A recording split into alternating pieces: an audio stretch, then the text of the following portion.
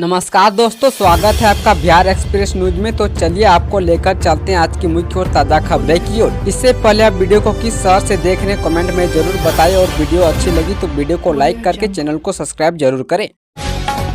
अजगैबीनाथ धाम में बनेगा हवाई अड्डा, जल्द लगेगी मुहर। अजगैबीनाथ धाम में हवाई अड्डे का निर्माण होगा, वहीं 26 नवंबर को इस पर मुहर लगने की संभावना है। उसी दिन मुख्य सचिव सामान्य प्रशासन विभाग की समीक्षा करेंगे। समीक्षा के दौरान हवाई अड्डे के निर्माण पर मुहर लगेगी। सुबह के आधा दर्जन जिलों भागलपुर, मुंगेर, बांका, खगड़िया, जमुई, बेगूसराय जिले के लोगों को ध्यान में रखकर अजगैबीनाथ धाम में हवाई अड्डे का निर्णय लिया जा रहा है। उप मुख्यमंत्री सम्राट चौधरी भी शासकीय की घोषणा कर चुके हैं। वह हवाई अड्डे का नाम अजगैबीनाथ धाम करने की भी बात कर चुके हैं। सुल्तानगंज देवघर मुख्य मार्ग से पश्चिम और निर्माणाधीन 4 लेन के दक्षिण में 855 एकड़ जमीन चिन्हित की गई है। जमीन से संबंधित सारी जानकारी तैयार कर ली गई है। नालंदा में बनने वाले हवाई अड्डे की तर्ज पर कागजात तैयार किए गए हैं।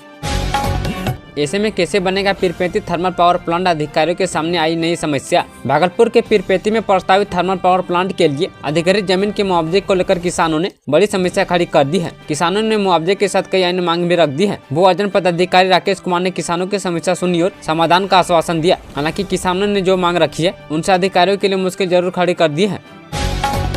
गया विष्णुपद मंदिर कॉरिडोर के लिए टेंडर जारी, काशी विश्वनाथ की तर्ज पर होगा डेवलपमेंट। बिहार के धार्मिक नगरी गया पहुंचे केंद्रीय खेल मंत्री मनसुख मांडविया और डिप्टी सीएम सम्राट चौधरी ने विष्णु चरण में पूजा अर्चना की। उसके बाद दोनों ने आशीर्वाद लिया। इस दौरान केंद्रीय खेल मंत्री ने कहा कि खेलों में कोई हार जीत नहीं होती है, सबसे बड़ी जीत खेल भावना का अहम होना है। उन्होंने कहा कि प्रधानमंत्री मोदी की योजना है कि जब भारत अपनी आजादी यानी 247 का 70वां वर्ष मना रहा होगा, तब देश खेल जगत में दुनिया के टॉप 5 देशों में शामिल होगा। इसके लिए खेलो इंडिया प्रोजेक्ट के तहत जमीनी स्तर पर खिलाड़ियों की पहचान कर उन्हें विश्व स्तरीय कोचिंग दी जा रही है।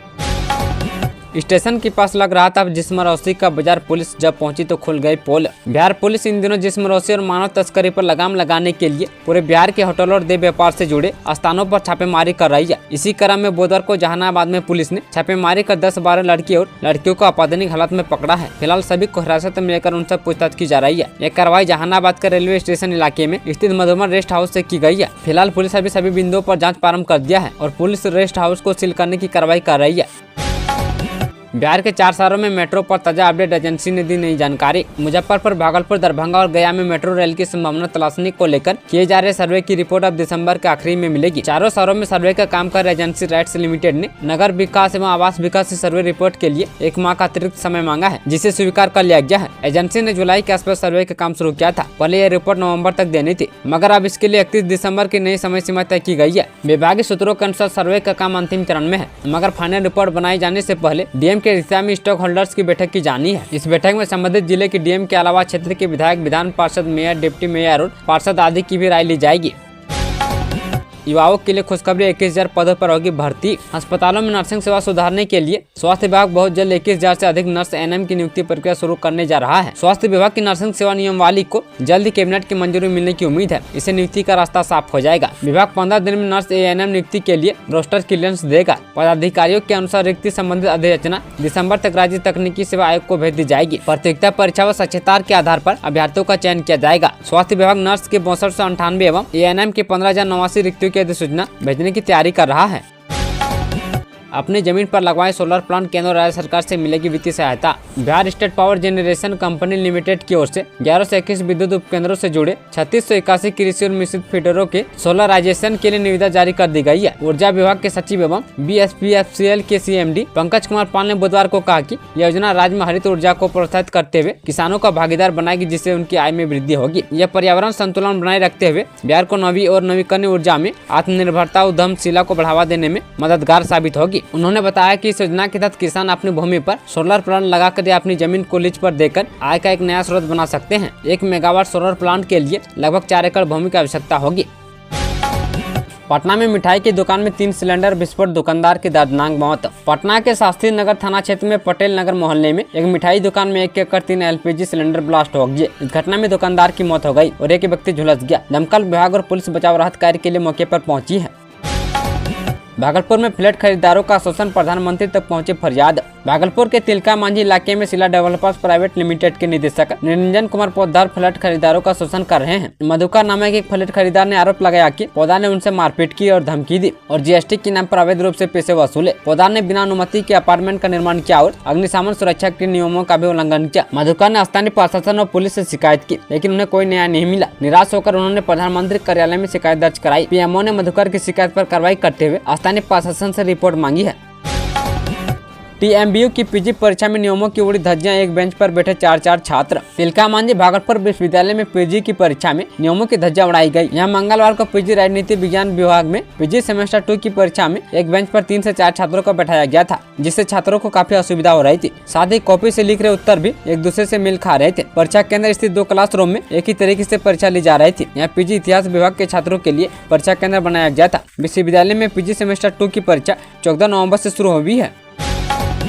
इंस्टाग्राम पर एडिट फोटो पोस्ट होने पर टूटी युवती की शादी। सोशल मीडिया पर ब्लैकमेलिंग ने न जाने अब तक कितनी जिंदगियां बर्बाद कर दी है। ऐसा एक ताजा मामला भागलपुर जिला में सामने आया है। इसे लेकर कहलगांव की युवती ने साइबर थाना में नामजद प्राथमिकी दर्ज कराई है। बताया कि सोशल मीडिया पर फेक आईडी बनाकर एडिट फोटो पोस्ट करने की वजह से उसकी शादी से पहले तय रिश्ता टूट गया। जहानाबाद सीडीपीओ कार्यालय में नोट गिनती सुपरवाइजर का वीडियो वायरल। जहानाबाद जिले में एक वीडियो सोशल मीडिया पर तेजी से वायरल हो रहा है। वायरल वीडियो में एक महिला कुछ कागजात के साथ पैसा लेती दिख रही है। वायरल वीडियो को लेकर दावा किया जा रहा है कि ये वीडियो मखदूमपुर सीडीपीओ कार्यालय का है और जो महिला पैसा ले रही है वो मखदूमपुर सीडीपीओ कार्यालय की सुपरवाइजर सावित्री कुमारी है। चलते ऑटो में महिला से छेड़छाड़ बचने के लिए लगाई छलांग, हुई गंभीर रूप से घायल। सुबह में महिलाएं सुरक्षित नहीं है। ऑटो में सवार होकर घर जा रही एक महिला से मनचलों ने छेड़छाड़ शुरू कर दी। अपनी इज्जत बचाने के लिए महिला ने ऑटो से छलांग लगा दी। चलती ऑटो से गिरने की वजह से महिला गंभीर रूप से घायल हो गई है, जिसका इलाज चल रहा है। घटना जहानाबाद काकू रोड में हाजीपुर गाँव के पास हुई। महिला हुसालगंज थाना क्षेत्र की रहने वाली है।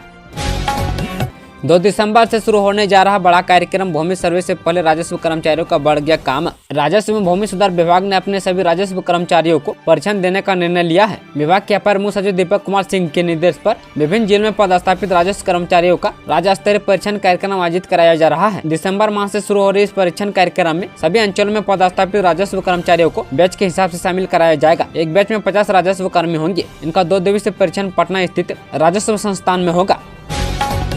बिहार पुलिस करेगी हथियार के साथ मिर्च का भी इस्तेमाल। बिहार में पुलिस खुद को बढ़ते हमलों से बचाने के लिए नए तरीके अपना रही है। पिस्तौल जैसे पारंपरिक हथियारों के अलावा वे अब मिर्च पाउडर से भी लैस हो रहे हैं। यह फैसला पूर्वी चंपारण में पुलिस टीमों पर भीड़ द्वारा किए गए हमलों के बाद लिया गया है। अधिकारियों का मानना है कि ऐसी स्थिति में अग्निशास्त्रों का उपयोग करना आदर्श नहीं है, इसलिए मिर्च स्प्रे जैसे घातक विकल्पों का उपयोग किया जा रहा है। पुलिस अधीक्षक स्वर्ण प्रभात ने हाल ही में इन घटनाओं की समीक्षा की। सभी उप विभाग अधिकारियों और थाना प्रभारियों को विशेष अभियान चलाकर हमलावरों के खिलाफ त्वरित कार्रवाई करने के निर्देश दिए हैं।